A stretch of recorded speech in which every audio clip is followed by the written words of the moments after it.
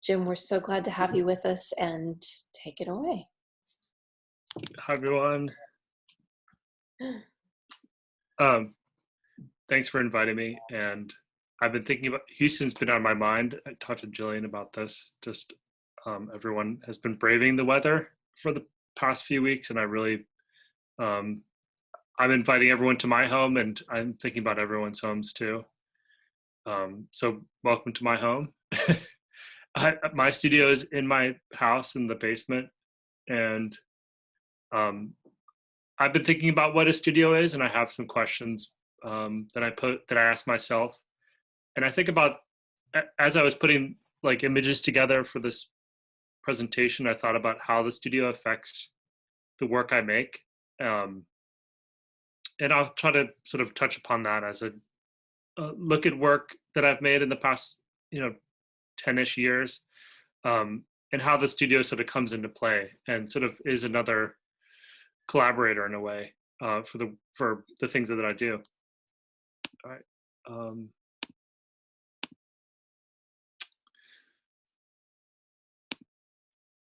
So welcome to my studio. We've been here for a little bit more than a year, and I've had several different studios over, the past 15 years. So this is the first time that I've worked in a basement, and I've really come to like it. And I think about like other artists that I think about their studios and how it affects their practice, and Agnes Martin definitely comes to mind. And then Francis Bacon as well on the other sort of side of things. And I think my studio sort of fits in between there somehow. And these are the questions that I was thinking about as I was putting this together. And really, so this is how the studio sort of comes into play when thinking about an exhibition. How long will the work be there? How does it get there, and who pays for it? And if I'm paying for shipping, how does it affect the work that I make? Maybe there's some work that I'm going to be showing, like it was a new relationship with a gallery, and they were sort of talking about like the money that was going to go into the show, and I sort of could have a choice of whether it can go into materials or into shipping. And so that is sort of, I really wanted to sort of have a lot of money go into labor costs, because a lot of my work is really labor intensive. And so I was finding ways to like reduce the cost of shipping. That isn't always the case where you have like a say over cost that way. What do I want to do once the show is up? How do I sort of organize my press? Pre-internet, there was, or like perhaps like your work is included in books or print material, like where do you store that? Do I have a website? How do I organize that? Are the galleries or exhibition spaces that I work with good about organizing things? And I know that doesn't quite have a direct function to the studio, but I'll show a way that it does today. How do I talk or write about my work? And is the studio sort of a place for reflection upon that? How do I support myself as I make work that is sold in consignment? Is the studio another place for bringing in money to support yourself as an artist if your artwork isn't like the primary source of funds? What season is the work going to be shown? Like there's a show that was open in September in New York, and so maybe that I would make different work than if I were to show it in June in New York. And sort of from that, what is the site or context that affects the work? Am I showing it outside? Is it sort of public facing? Is it in a high school, or I've shown work in universities, and so maybe my approach, the things that I want to say are going to be different depending on the context that I'm showing it in. Simone Lee is an amazing artist, talks about audience, and it's come into my teaching, sort of presenting students about asking that question: who is the audience for this work? I think oftentimes it's talked about, I make it for everyone. And actually, there's no such thing as making work for everyone. So maybe having a definition behind who you want to read, who you're making it for, and is an important thing and can affect the things that you make. And what is my overhead? Students were asked before we started, like, whether it's okay to ask an artist about like studio costs, what is involved in that, how do you get to your studio? So I think all those really play into like the actual work you make. And hopefully in this talk that sort of will come up too. Everyone can hear me okay? Okay, cool. So here's kind of like my main table. I found this table in the garbage. Someone had moved out of their studio, and it was like they had used it as a sewing table, and it was like it's the perfect height to work in. And so I try to like reclaim things and try to be really efficient with things. This is my Zoom screen, as you can see, but it came from this exhibition in Miami from a couple years ago. Oftentimes, work comes back and you have to sort of find a place for it, and some things sort of live on, and some things are archived and you want to hold on to. And I really like this wallpaper, and it sort of serves well as a Zoom wallpaper. Another part of my studio, which is just like over there across the room, there's some work that came back too. I think about like this, you think about the studio, and ideally it's a place for making, but now that I've sort of been making work for several years, it's a place where work comes back and needs to get repaired. So on the right side, you can see these are the benches that are made. And this client actually is in Texas, in Dallas, I think. And they had these benches outside for several years and called me up and were like, paint's coming off, how do I repair it? And, it's like they're buying from essentially an artist. I'm kind of serve as a small business in a way. And so I'm sort of taking it upon myself to like sort of figure out how to repair this. And so I disassembled 4 different benches, and now we're sandblasting them. And then these are sort of newly unpacked works that actually just came in today and yesterday. So I'm sort of doing some inventory. I'm really showing everyone my dirty laundry here, but just to be really thorough about like what the studio is. Again, this is where I'm sitting. And so I have my sewing machine set up here to be able to do like larger pieces of sewing, I want to do some curtains pretty soon. And so having this big sort of board is going to be really helpful. Oftentimes I'm just like sitting here in front of a computer, either teaching over the past year or paying bills or being online.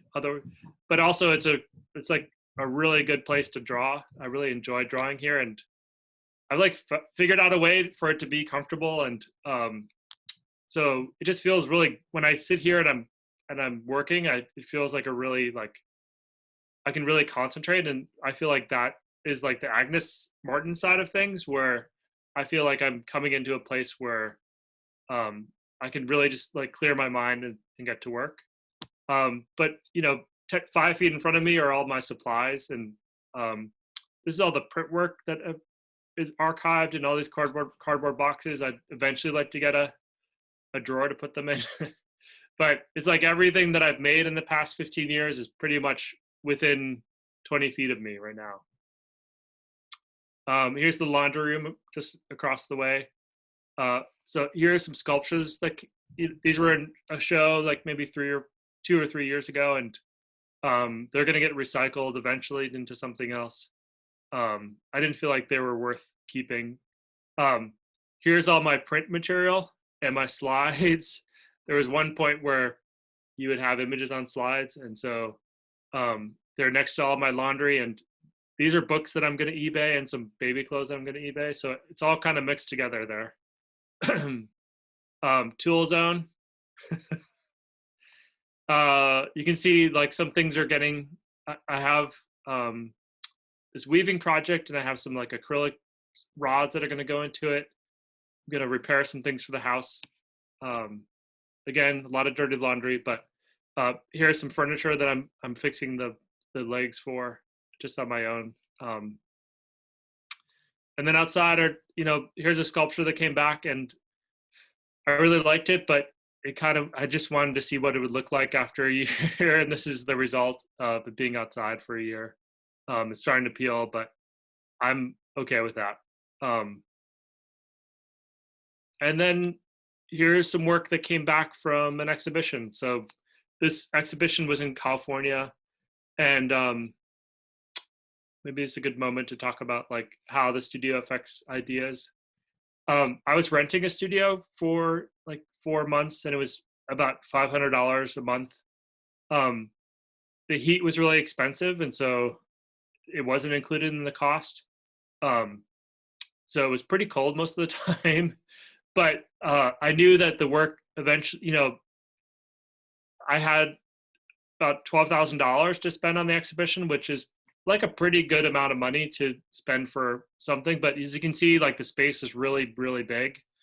And so my impulse is to like try to fill it up as much as possible. And so for me, like I wanted to make something that I knew like could be transportable, but also fill the space. And so we cover the lighting here with like sort of pink material to sort of change the light that would come in. These were all sort of electrical. I found out this website that sort of you could assemble different objects easily. I just bought these corner brackets, and then these are all like electrical conduit. And so then we could ship all this sort of macrame material in like smaller boxes. And then I knew the space itself, I wanted to talk about like the West Coast sort of 1960s sort of counterculture, but also like relationship to handiwork and macrame and weaving, but also like psychedelia too. And so I felt like the chairs were like a perfect vehicle to have all this sort of content, but also they're really easy to ship. As you can see, they all sort of fit back into these boxes that they came in. So this is an exhibition that just came down a couple months ago, and it actually started like 2 weeks before the pandemic started. So the idea was that you could move the chairs around in the exhibition space, and these sort of different curtains could sort of make different rooms,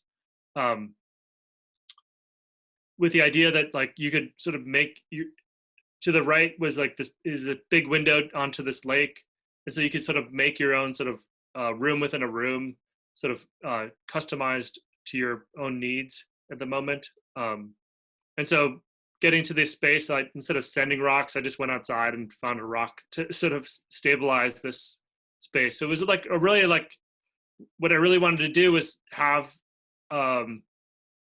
really be efficient with the money that I had and try to like turn a dime into a dollar a little bit, and just try to strategize as much as possible to put the time into the labor costs of making the macrame.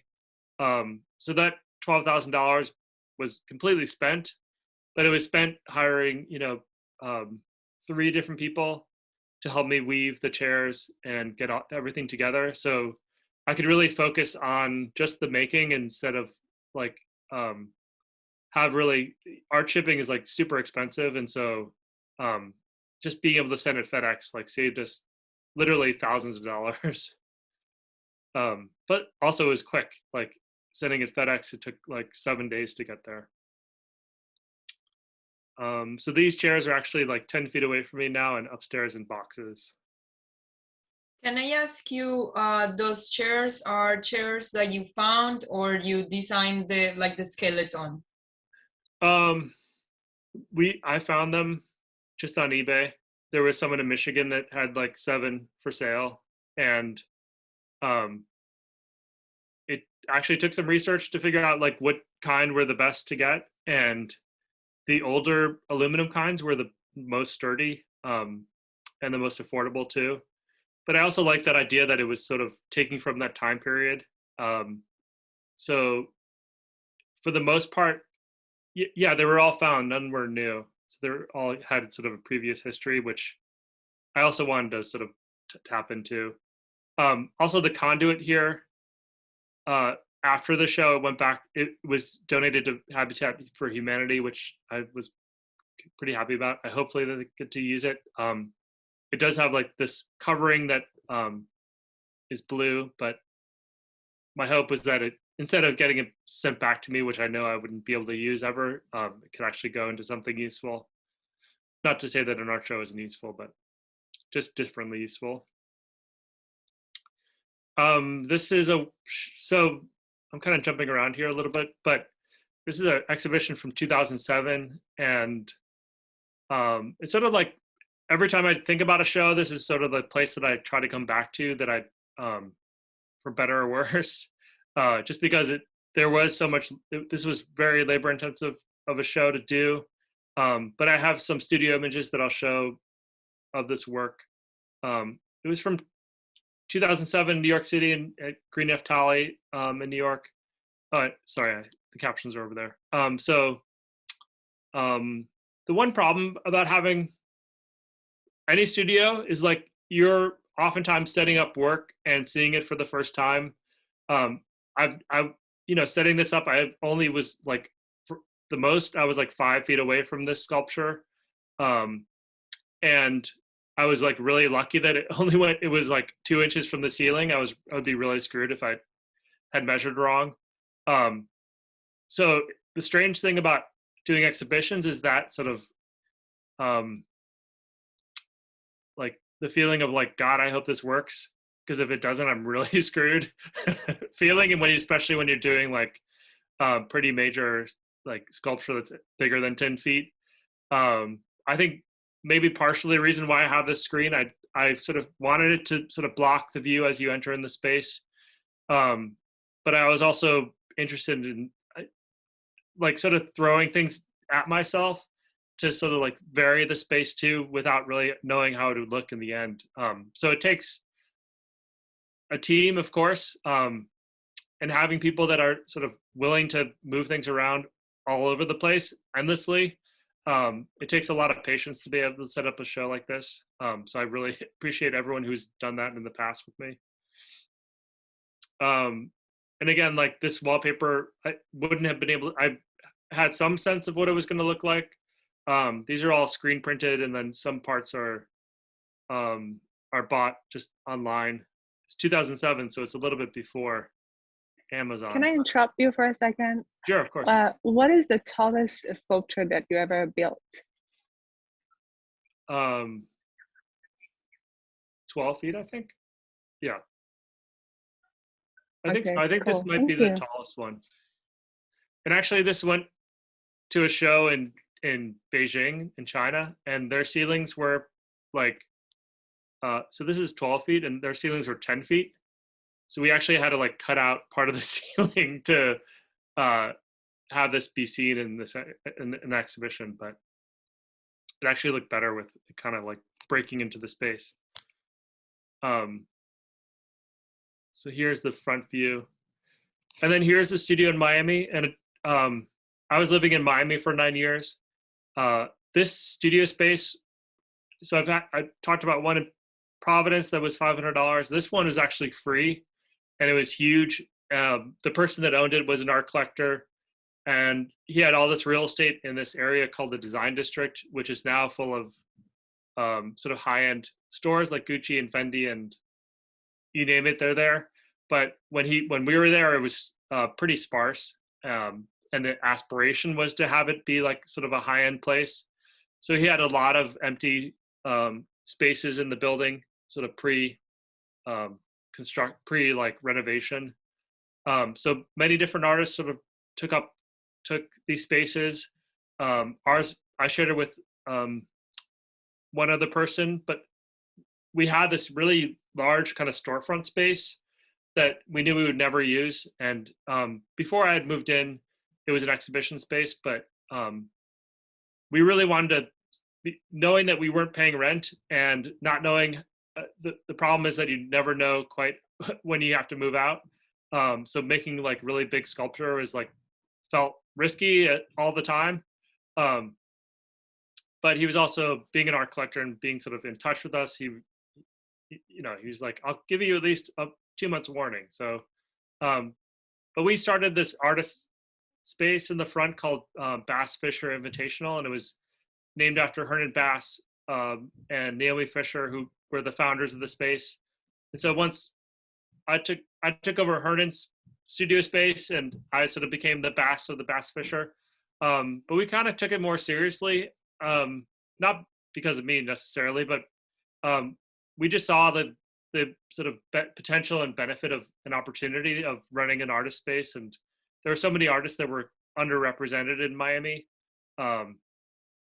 You think about Miami being sort of this place where people come in and whether it's Art Basel or other art fairs, and sort of have a sense of it over a 3-day course of 3 days. But of course, we wanted to sort of present Miami the other 362 days.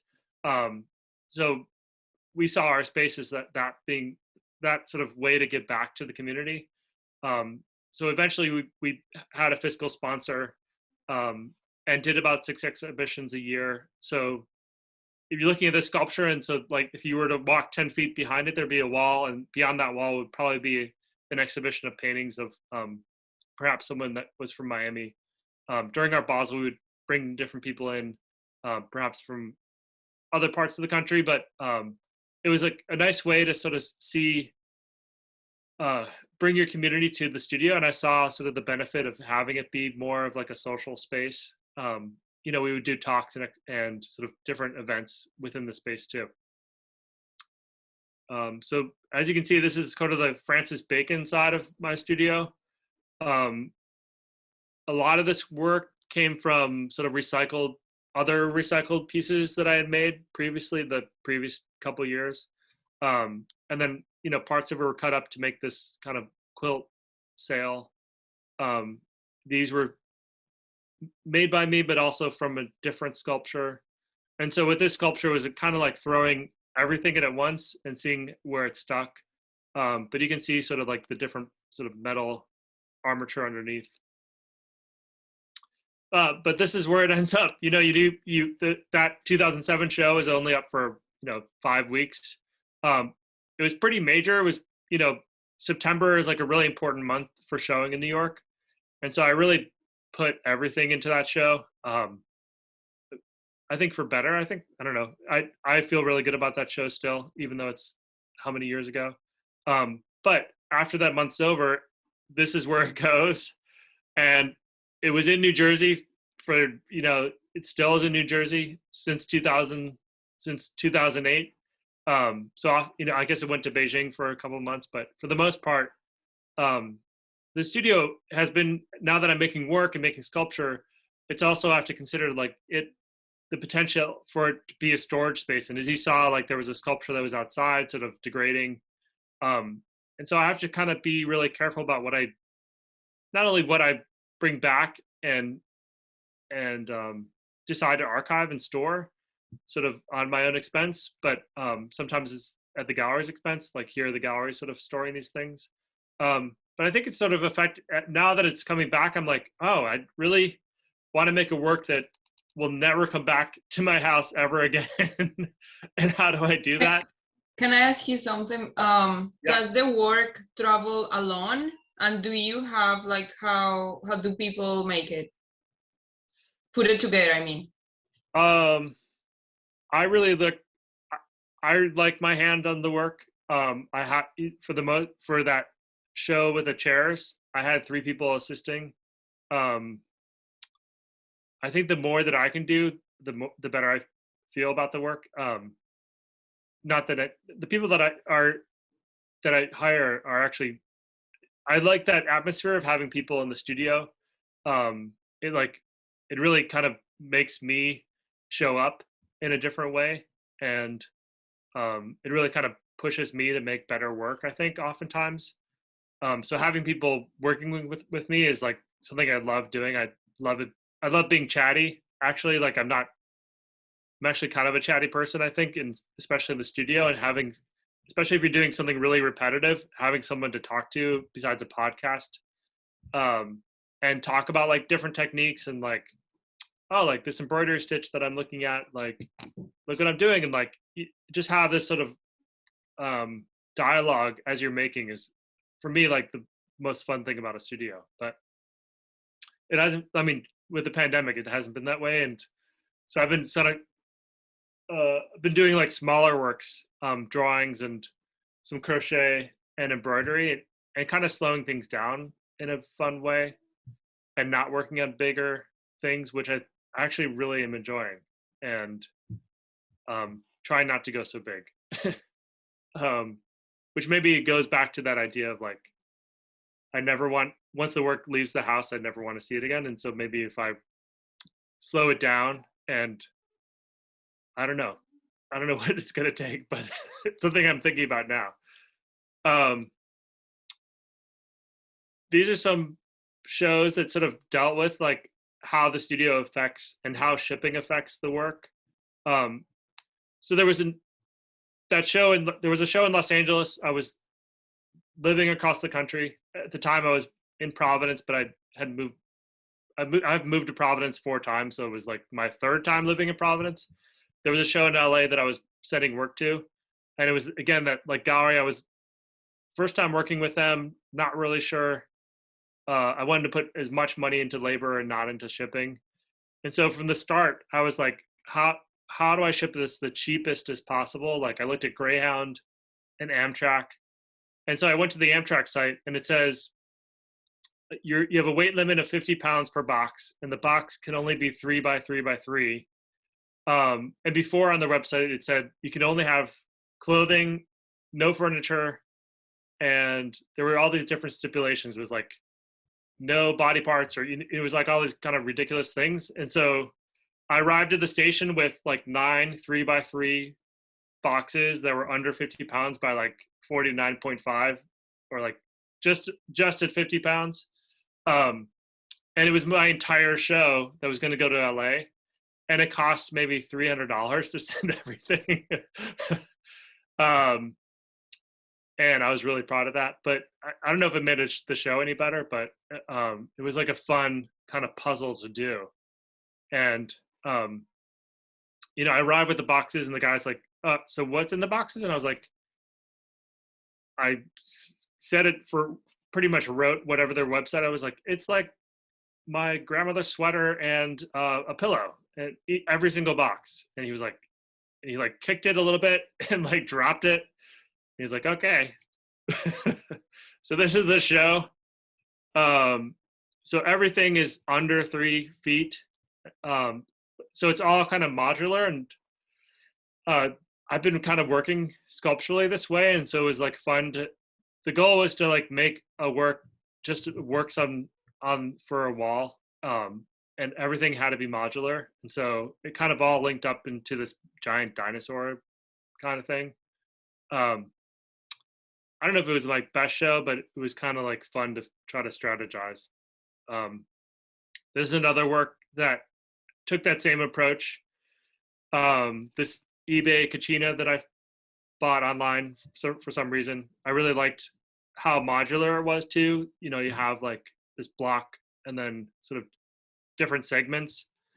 And so I took that as a starting point to make this work. And again, it's all under 3 by 3 by 3. So it was 4 boxes that went to Amtrak. And then this is the work that it became in New York. It arrived, and then I could just screw them in really quickly. And it all, only I knew that it came on Amtrak, and it only cost, $90 to ship to New York. And so, anyway, so as I've been teaching and sort of talking about studio practice, I think about this artist a lot, Sheila Hicks, who makes pretty monumental work. Here, she's a textile artist. She lives in Paris, grew up in Oklahoma. She's in her 80s at this point. She's really been an inspiration, and is really fundamental in terms of looking at fiber and textiles in art. Here you see her in front of like a gigantic work.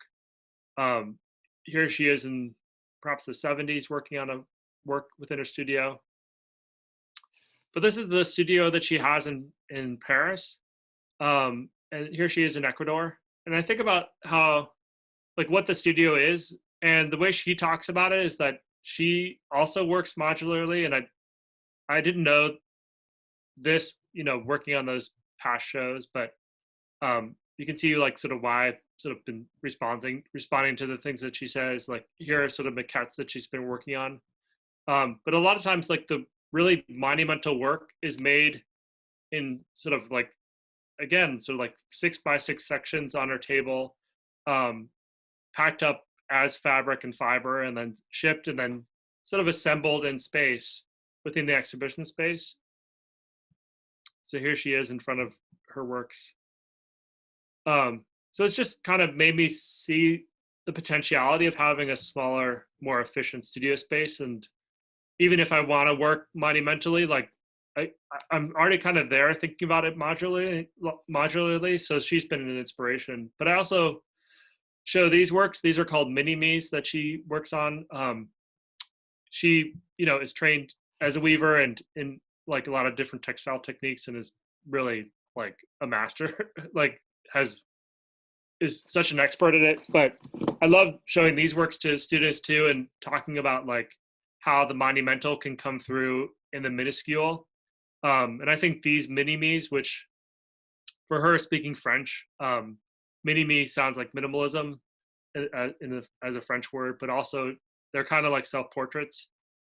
Here she talks about this one as sort of being reflective of her roots, growing up near cornfields, and so these are sort of corn husks that are sewn into this space. And I just love sort of seeing every stitch. I know this image is terrible, but if you look up mini-me, Sheila Hicks, like they'll come through, but every sort of stitch is kind of like really important. And you can imagine these as maquettes or like models, or as finished works too. And they have a grandiosity, even if they're like only, 6 inches big. So I think the pandemic has sort of made me kind of rethink of what the studio is for me as a sort of collaborator in a way. And that is my talk. I go back, so the questions that I had were, well, but I don't know. I don't have to repeat them. I get this momentum. I don't talk very often, so when I talk, it's like this momentum of like tripping over my words a little bit. So, yeah. Thanks, everyone. Thank you, Jim. That was awesome. That was awesome. When you were saying what you were just going to say about questions, were you thinking about the questions on that one slide? Yeah, I haven't printed out. I can go back to that if it's helpful, but I feel like they're good prompts for, maybe it's worth showing as a prompt for discussion. I mean, one thing I was really, just to put context around that too, I was really appreciating the way you were talking about the studio, not just as you just finished saying the studio as a collaborator, and thinking about the studio as, I don't know, almost like a framework for asking these other questions around how to make the work. Like, how does the work get made? And it's not just the, material and design and intuition questions, but it's like, who's paying for this? How's it going to get there? Yeah. I think coming out of school as an undergrad in 1998, like the idea was the studio was like reflective of your success in a way.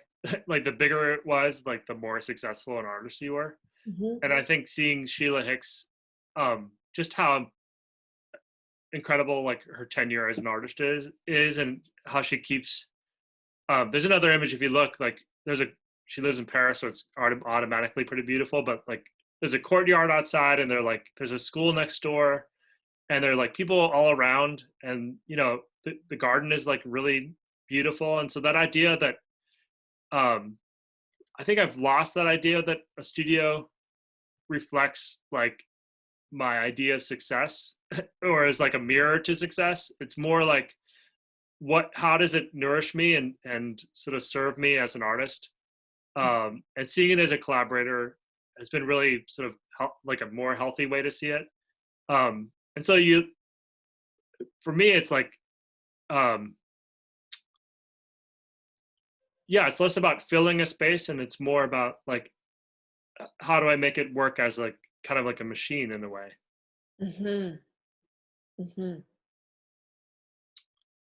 And I think that's what it's hard to see, like the Francis Bacon studio. It's like completely full. And I think there's, you know, a studio is like, it really depends on the person, of course.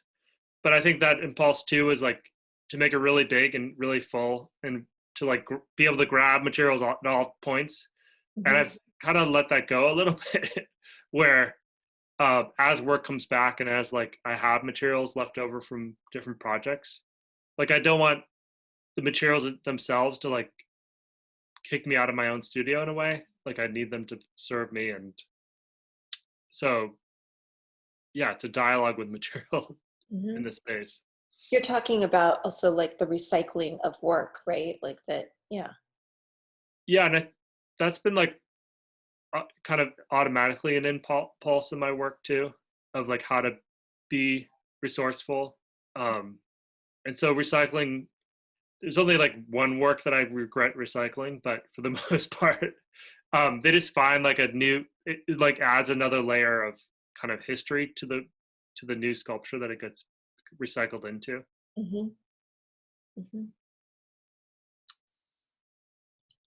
How about questions from anyone? I have a question, Jim. I just want to thank you so much for coming to our class. Am I loud enough, everyone? Yeah. Okay. Oh God, I wish we had this talk last week. I found myself driving something that was 100 pounds that would have cost me $600 to Lubbock, Texas, which is 8 hours away from Houston. And I knew I was not going to spend $600 shipping for a small, modest show.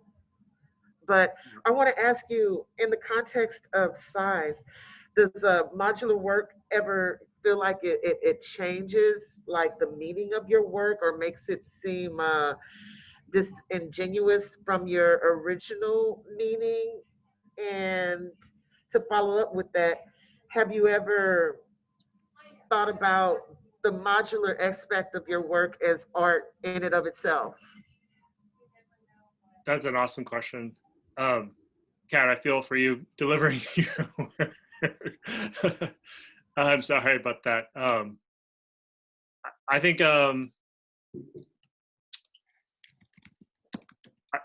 I think for the Los Angeles show, so I'll just run down to that. Like, I think I thought I was just being like efficient and resourceful and like not having the idea of it being part of Amtrak, being part of the show. But now that I look at it, that's all I can see is like a long train, you know? And like the work is the shipping in a way. And so I think it kind of was like a missed opportunity in a way for me not to like sort of incorporate that into like the ideas a little bit more, I think, for the show. And I think for like this work, I was really interested in like that ideas of misappropriation and cultural appropriation that were happening in the Kachina doll. You know, it was like not made by, it was, you know, bought on eBay. And I was thinking about like my place as an artist and my authorship and of like what that meant to be making work. This was like in 2017, I think, 2017. So I think for this, like I was looking for things that were modular, and this form, I was also like attracted to this because it was modular too, and kind of like had this really blocky head. And so I think maybe the most for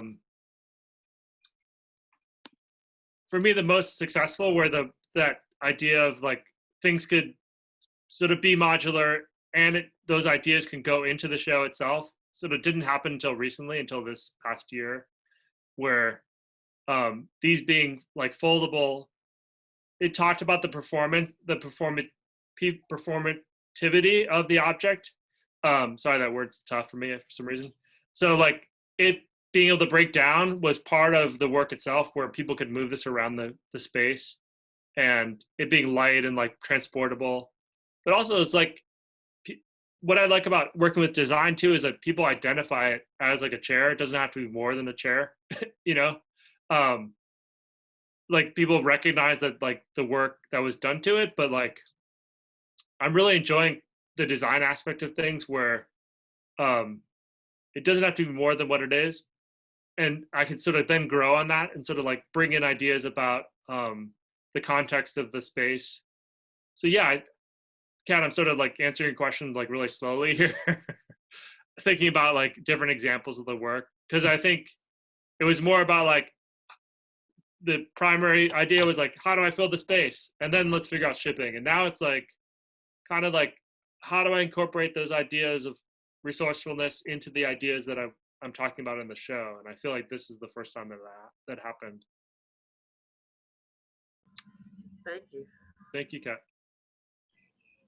Can you talk about, like you talked a lot about crochet processing, and I think you said like knitting. Can you talk more about like the process of how you make these knots and these textures with these fabrics?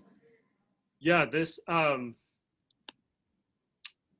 so these were, maybe this is a good one. They're like right over there. Not that I can have them speak for me, but so I knew the exhibition had to be up for a year, and there was a lot of light coming into the space. And I knew that I tried, actually, you can see this is actually the first chair that I made with jute. And so it's like an office chair that I just wove into the seat and into the back. And actually, let me get the other one.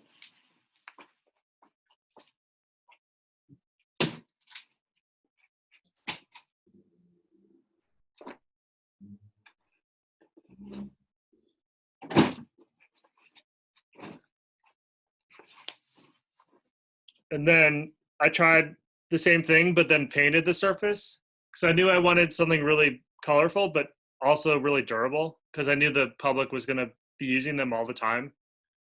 But it wasn't quite working. And so then I found this thing called Paracord, which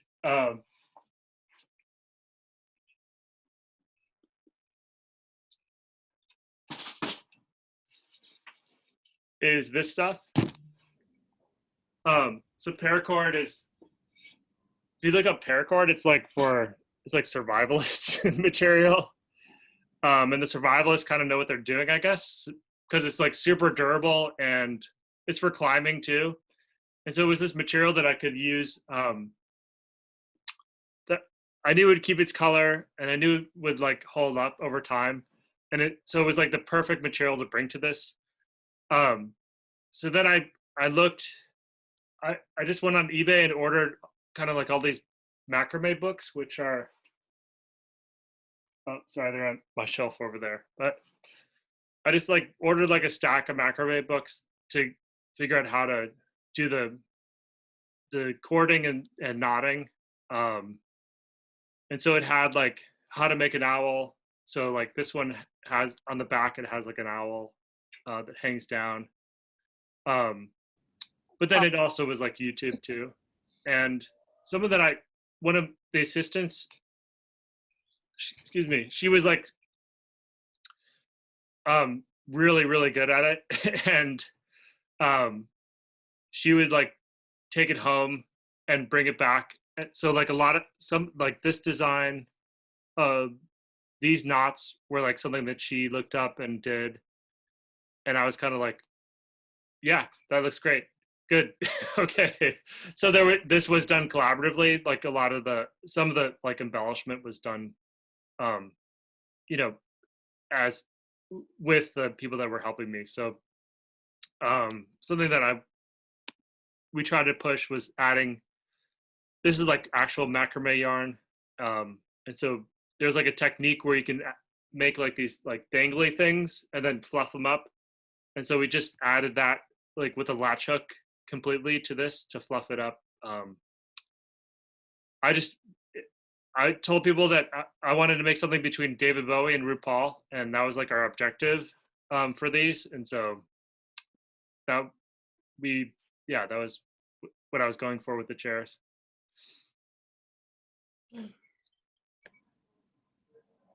Cool, thank you. Yeah.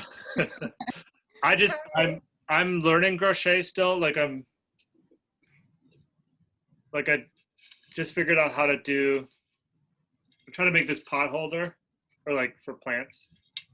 And so I'm just going on YouTube to like learn how to do the bottom circle.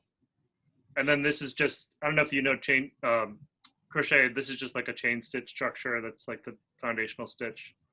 For me, it's like, it's really fun to learn this, like all these different techniques, and sort of honor the people that have done this for years and years and years. And like, hopefully like what I'm doing is like showing that. Like the two people that I was looking at for this show were Alexander Jacopetti Hart and Barbara Shawcroft. They're two artists that are from the West Coast.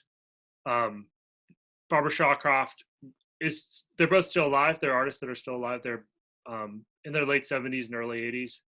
Barbara Shawcroft worked with jute, and a lot of her materials a lot of the structures were kind of like these large kind of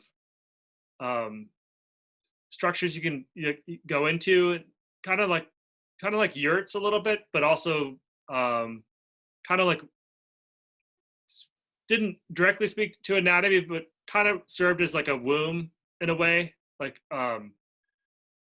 but they were made with like really thick jute, which would probably make your hands bleed. So they were like really well done, and incredible sort of works on their own. I really suggest looking at them up. They're amazing textiles and sculpture, like fiber sculpture.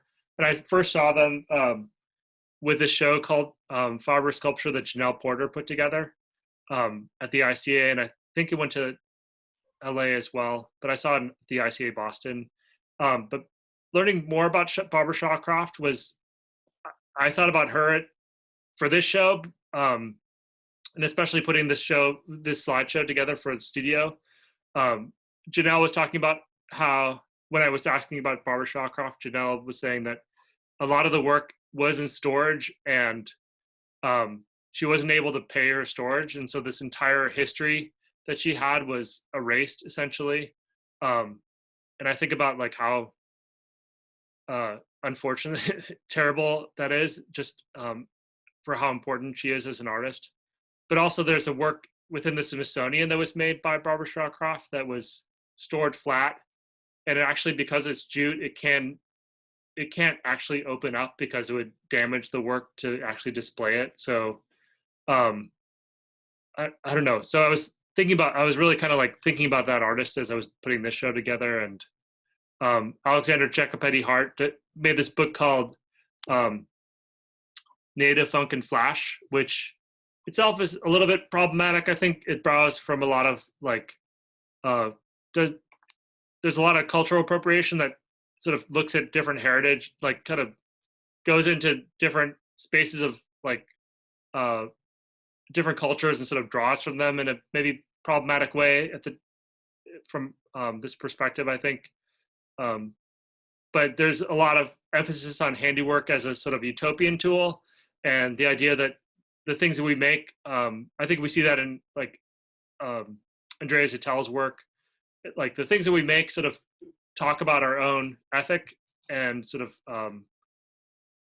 in some ways has like a moral reflection in a way. And I think that sort of goes into the space of utopia. So both people, like those ideas of like handiwork leading to utopia, and just sort of like this rigor of the handiwork too were definitely in this show for the DeRosa on the West Coast. Sorry, that felt convoluted to say, but I was trying to talk about these two artists.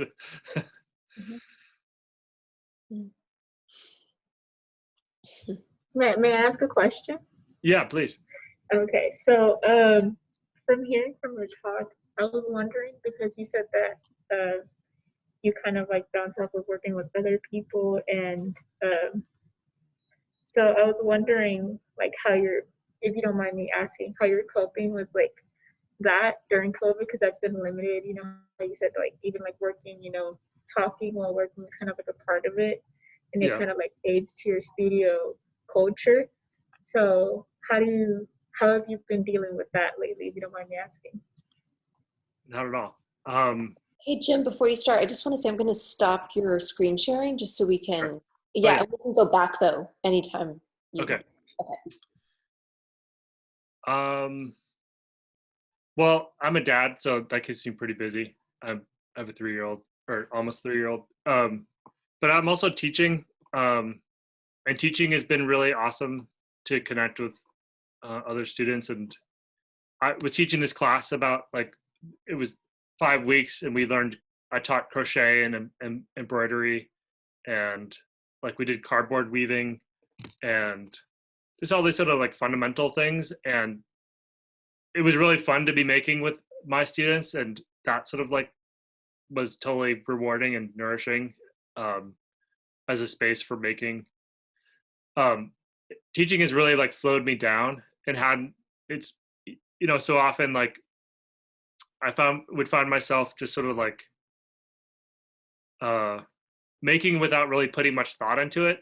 And I think that sort of like led to like a lot of this sort of some ways of like wastefulness, but I think making work without really having as much intentionality as I think it should have had. And I think maybe that's something I'm reflecting now during the pandemic, of like how to really just honor the people that have made fiber sculpture in the past, and like look and be more thoughtful about like research into different communities of making. And I think there's a term called like sloppy craft, which was coined. Ann Wilson looked at Josh Fott's work, and it became like this discussion about like how sloppy craft is like can be like a gender term, and so what does it mean for me being like a cis hetero white person working in a field that has often been marginalized so often historically, like, you know, making crochet hasn't been done by men historically. And so I've just been trying to be reflective about that, sort of making sure that as I make, like, I'm not drowning out other voices by doing the things that I do. And yeah, so I think I've been I think in the beginning, like in March and April, like I was hearing from people being like, oh my God, I bet you're making so much work. And I was like, actually, I'm not. It's really hard to be a parent during the pandemic. And once I sort of like got into a rhythm of like, all right, this is what my life is like right now. And maybe I get one drawing done every month instead of whatever other expectations I had, like I'm okay with that. And yeah, just being, I'm really appreciative of just like this pace being slowed down and not having just to like have work come in and go out, and just being, yeah, more reflective. I'm happy in that space. Thank you so much. That was a lovely answer. Thank you. Thanks.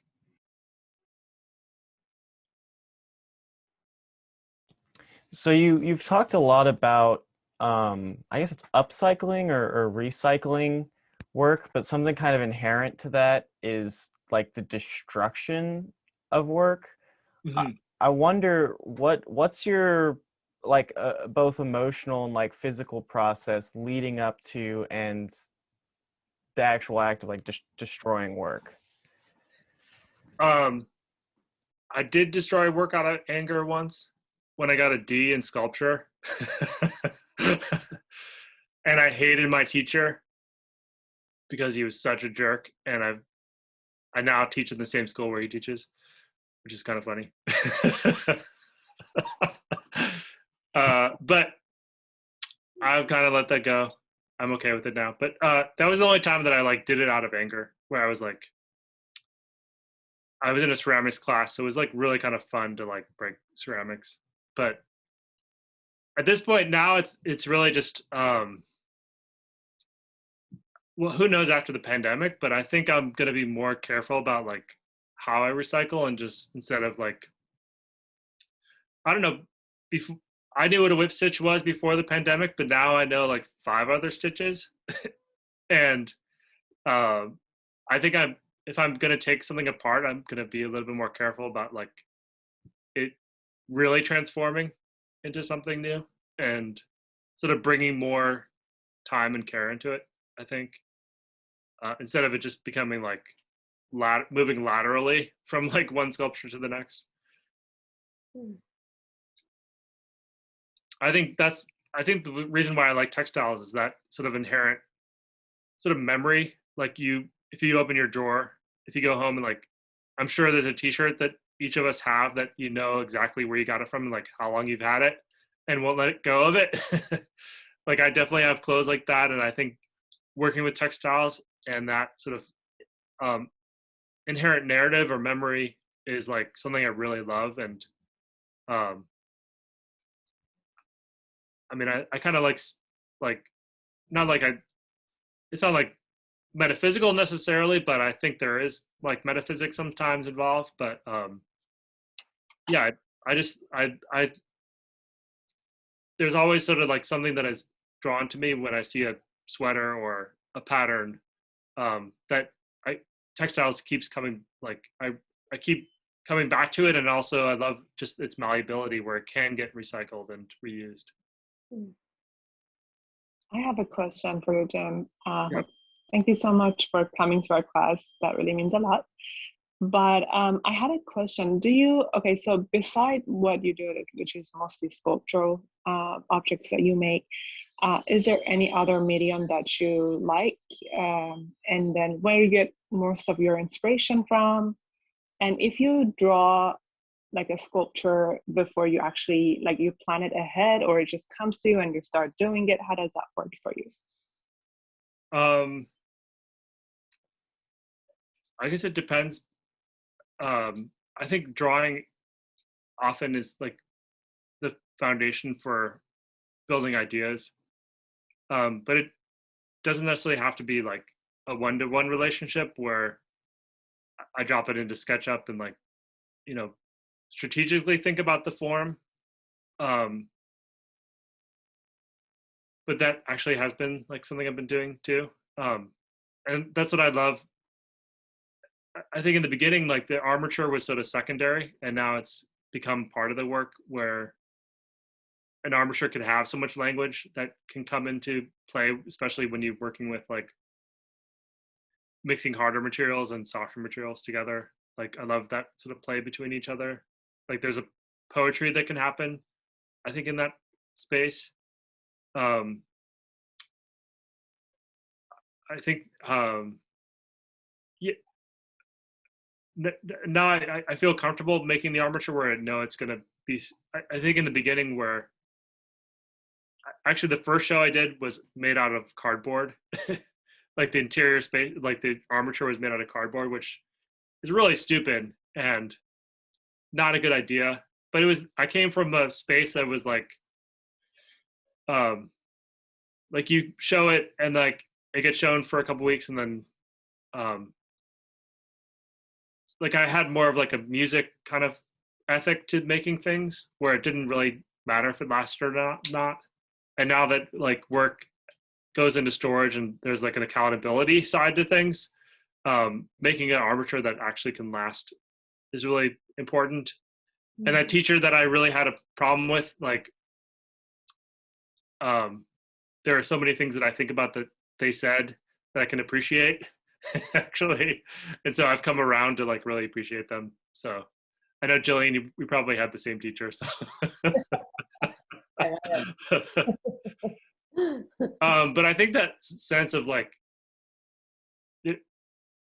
I think bringing more accountability to the work that I make is something I've been thinking about too, and just that making sure that what I'm making can sort of last and hold up. And so that may mean making more specific, like drawings for sort of sketching things out a little bit more. But ideas for shows definitely come through with drawings, like, but they don't have to. They're more like collages and sort of mapping out ideas for what I want to say in the exhibition. I feel like we've been asking a lot about your work, and I want to ask you a question about like yourself. How is it that you, like, I guess, get in the zone to create? Because I really loved the like fact that you showed us your space and it wasn't perfect, because I was staring at my desk this morning and I was like, Jesus, this looks so bad, and I don't want to photograph, because I wanted to take a picture of what I was doing, but I was like, ugh, this looks so like messy, not even like dirty, just like, you know, there's a bunch of stuff everywhere. So I guess I'm just curious, like, how you get into the zone to create work. Do you like listen to anything? Do you read something beforehand? Is there a movie that you put on in the background? Do you even have anything playing? I guess like that would be my question. I'm really scattered-brained, and so the more things that are around me, like the more I'm like what's like the bird that finds like the little shiny thing. It's like it's hard for me to get to concentrate. Like there's going to be an email that I need to answer, and it's going to prevent me from like getting the work done that I need to do all the time. And so I think that's why I've come to textiles, where like once you start embroidering and like you relax and your heart rate goes down and get into into that space, then you like, then the whole world sort of like melts away a little bit.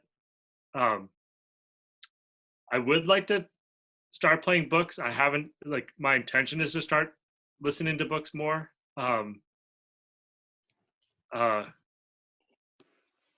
So, but oftentimes it's just pretty quiet and I just am making, but I think it's kind of boring to say, but like, yeah, a quiet space is like my favorite one.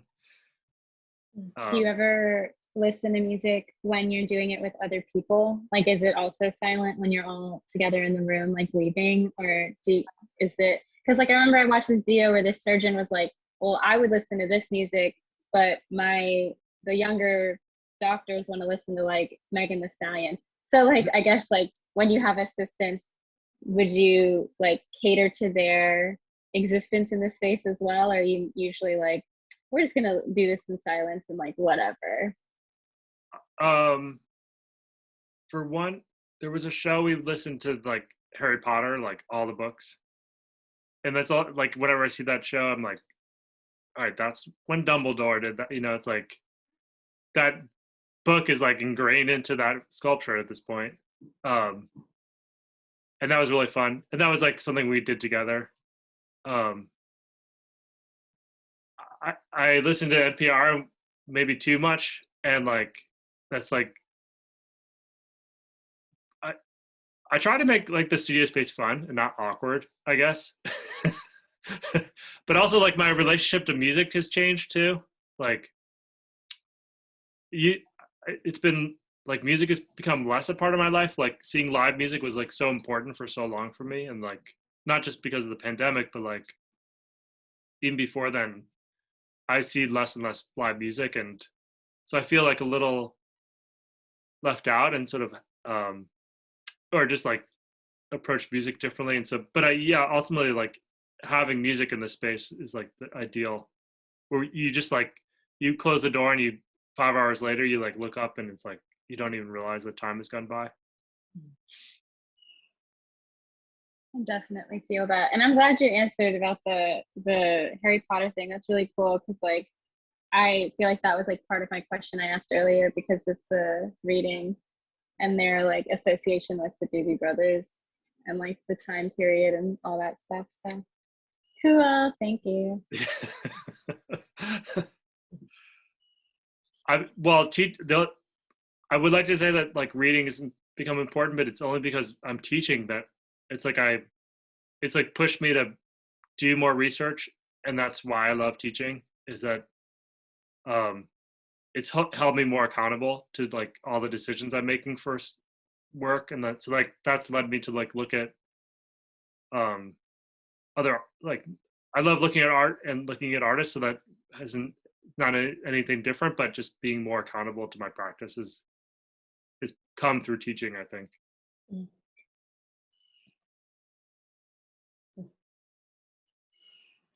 Yeah. Jim, do you have any other? I am also thinking about the reading that we did on Tamashi Jackson's. Oh yeah. Yeah, and I was just thinking about color, and also about your use of color, and also the way that you achieve the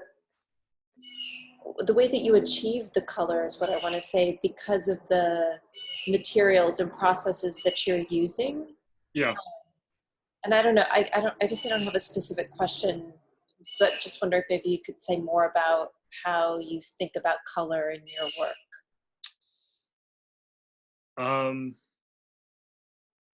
Is it just like what's available and you work with that, or do you have colors worked out ahead of time that you're actually trying to find? Yeah, I mean, for me, like, it's less about like a visual experience necessarily, seeing work, and it's more like how my body feels next to the work. And it's not like a synesthetic experience necessarily, but it is like a more emotive thing that it's less, I feel like I look at work less with my eyes, and it's more like, yeah, like your eyes are in all parts of your body, and so like how does color come through with that? And so just talking to colleagues about color, like someone recommended the Tamashi Jackson reading, and it was like so awesome to read, just the way Tamashi Jackson like connects with Joseph Auber's work and talks about it as this idea of like color is always in relationship to each other, and finding the connection between civil rights and the use of color within work. And for me, I was like, always, I feel like I had a limited sense of what color could do. I would always talk about it as like this phenomenon in a way, sort of that wasn't about language, that you could, like, anyone could come and sort of understand the relationship between red and blue. And reading Tamashi's work, that sort of passage was like, yes, and it's about the body, and it's about humanity, and it just was like, oh, and this, like things that I understood, but without putting words, like she put the words to I saw my work differently reading that, and sort of understood like Joseph Auber's work too, and just like understanding that it's always about like talk about like, you put a sculpture in space and it's about like the things around it, but never understood like that's how humanity works too. It's like we're human beings in relation to each other, and that's why ultimately why I'm making work is about those relationships and about talking about humanity. And so I was happy to share that with everyone. Yeah, it was a great way to think about color, and also what's embedded in art, even if it's not explicit in an artwork. Yeah. Yeah. She makes amazing work too. So yeah, time to share her work is worth it. She was teaching at RISD in sculpture for a couple of years. Oh, was she? Oh, that's yeah. Cool. Huh. I appreciated that article was about her work in Houston too, or being connected to. Oh, was it? Oh, that's right. Yeah, and she's from Houston, turns out. Yeah. Cool. Any other questions from any other students? I have a couple, but I want to make room for you guys. I have one that's kind of specific and silly, but what is your future plans for the sculpture you put in the backyard? Like, are you gonna recycle it one day, or just like wait until it's like just in pieces? I'm just curious. Well, I kind of wanted to see like how the paint would hold up on the concrete, and it doesn't hold up at all. So that was the answer. But yeah, maybe I don't know. I don't have any plans for it. It's kind of like just nice to watch it kind of degrade without like being. I'm not cynical about or like upset about it. It's just like, I don't know, just letting it do its thing. Cool. I was just wondering, have you just let it degrade and then the stuff just fall off and go, or are you like picking off the stuff that falls? Well, picking it up because my dogs eat everything. So. Good point. But yeah, I don't know. Yeah, I'm just gonna watch it, see what it does. I don't know. I'm just interested in using concrete too as a sculpt, like as an outdoor element. So that's part of like why I want to see if paint works with it, but doesn't really. Hey, it's good to see you. Good to be here. So I have a question about your materials. Are there any materials that you would like to work with in your weaving, maybe outside of ropes and jute tack?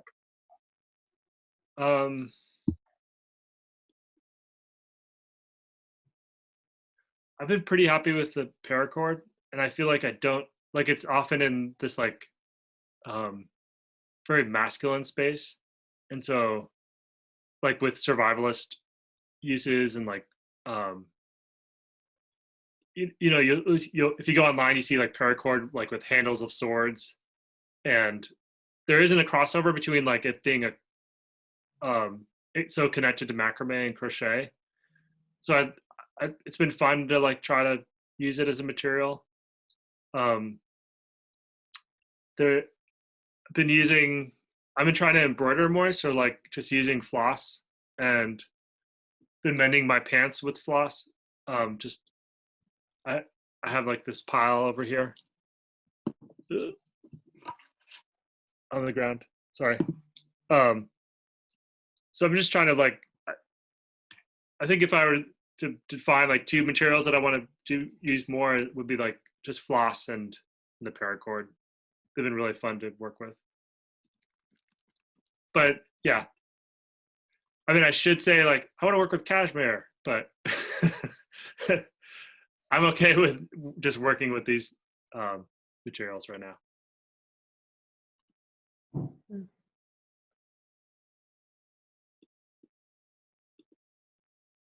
I have a question. Yeah, but I think about, I don't know. It's like, I'd rather kind of work, if I were working with cashmere, it sounds kind of precocious to say, but I'd rather like take apart a sweater and use that cashmere than like buy new cashmere. I don't know. It's like kind of more fun to use to take that approach. So what are some things you learned at Fort Thunder that helped your work later with other groups and collectives? I think it was that idea that like even the work that I make on my own, there's a feeling like I'm making it collaboratively, and I talk about like how important that was to. So after school, like after being an undergrad, you feel like you're thrown to the wolves a little bit, being like, all right, well, start paying your bills now. And, you know, I worked doing metal fabrication and worked like 30 to 40 hours, which felt pretty doable. So like after coming home from work, like being able to work on artwork and with my friends was like the most fun thing ever. And plus I really admired their work too. And the other fun thing was like, you can get a lot done working with two other people. And so that sort of feeling of like, all right, I have to bring money home, but also be making work. You just felt like they would come with ideas and you would come with ideas and you would get to this different place together. And I love that sort of spirit. I don't know how it necessarily works if you're working by yourself, but I think it's that understanding that like, even what Tamashi Jackson's saying, like, it's like, you're never working by yourself. There's always someone there that you're working with. And I think oftentimes the sculptures I make are for someone. I didn't realize this until later, that it's like, there's always someone that there's my audience is usually like my mom or like I want to make this sculpture for like my dad. I want him to be really psyched about it. And I didn't realize it until later, but it's that idea that you're always sort of like making things for like you're serving other people, and like working collaboratively like really can be really frustrating. And War Thunder could be was a frustrating space sometimes, but like it was that idea that you're giving a little bit and everyone was giving a little bit, and like there was like this sort of outcome that was like pretty mind-blowing because everyone was giving a little bit at the same time. For people that, so Four Thunder was like a community space in Providence that we lived in a space and we were in our 20s, and so it was pretty dirty, and having 12 people live in the same kind of warehouse. But it was, bands would come and play from all over the country, and so oftentimes like I would try to go to sleep at night and have to wake up at 8 o'clock in the morning. There would be a band playing till 1 o'clock at night, but it was like part of that. You're kind of happy about it too at the same time because you were really excited about the band coming and playing in your house. So, but it was like kind of like your home became a community center, and I love that part of things. Don't miss it, but it was fun to be part of. Thank you. Yeah.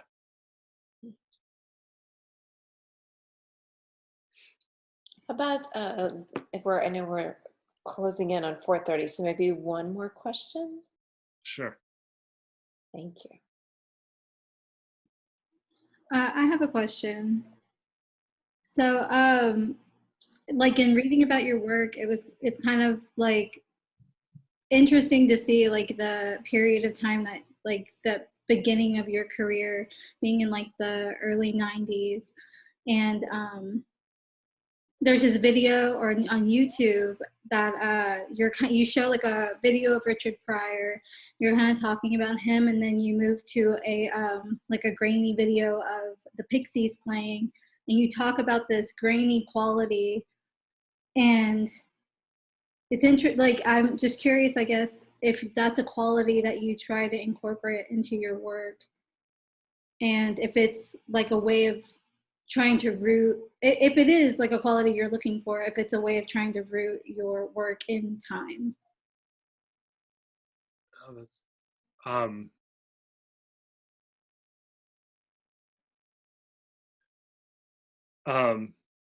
I was talking about like I just did this application and talked about like sculpture as texture, and thinking about public work being kind of textural, and that kind of like there's a Lawrence Weiner work where he changed out manholes in New York City, and so there's poetry on the manholes, and so it's like very easy to miss within the landscape, but once you see it, it's like changes your sort of like the way you see the city in a way, because it's so small and sort of imperceptible. And when you like thinking about that Pixies video, it's like so grainy, and like it was like the video quality itself was probably pretty poor. But I think kind of going around your question a little bit, but like I think about how that sort of can ground something in a period of time. But I think about like for me, like time is more like a malleable thing where like a sculpture can get repaired and sort of changed and recycled and become something new, and where it never sort of has this, it's always kind of in motion a little bit. And for me, I really like those spaces that are more textural, that like the manhole cover rather than like the landmark kind of sculpture that you see like in the center of town. For me, I kind of like it, in a band, it would be more like the bass line than the lead guitar kind of thing. That sort of like sets a pace, and for me, like that, like yeah, I like having work that sort of is doesn't sort of like hit you all at once, but you have to kind of like come to it more and more. And I think that's why, again, like textiles has been really nice for me, because you have this sort of sense, you know, from 15 feet away, but then you can get into that really minuscule kind of detail space within a work too. There was a work, I did a commission for the State Department in Morocco, and it was kind of an odd commission because you're making a sculpture for an embassy, and it's outdoors, and you know, the ocean's really close in Rabat, and I had to think about like what materials to make, and so it was like a really different way. You know, I couldn't use textiles, of course, and so I used terrazzo and glass and stainless steel. But the way I wanted to see it was like, I wanted to try to imagine the sculpture there in 1,000 years and what that would look like. And so I think that's the way I approach making work, is like, how is this textural, but also sort of, how does it sort of exist within a fluidity, I guess. I don't know. I didn't answer your question so directly, but I think it's sort of like one step away from being clothing in a way, like where I have pants that I want to continually repair. Like there's someone who's doing a lot of mending online, and she talks about her pants, and she uses this technique called shishiko. And at this point, her pants are basically 100% shishiko and all mended, and the original pants are no longer there. And I think I love that idea that sculpture can do that too, where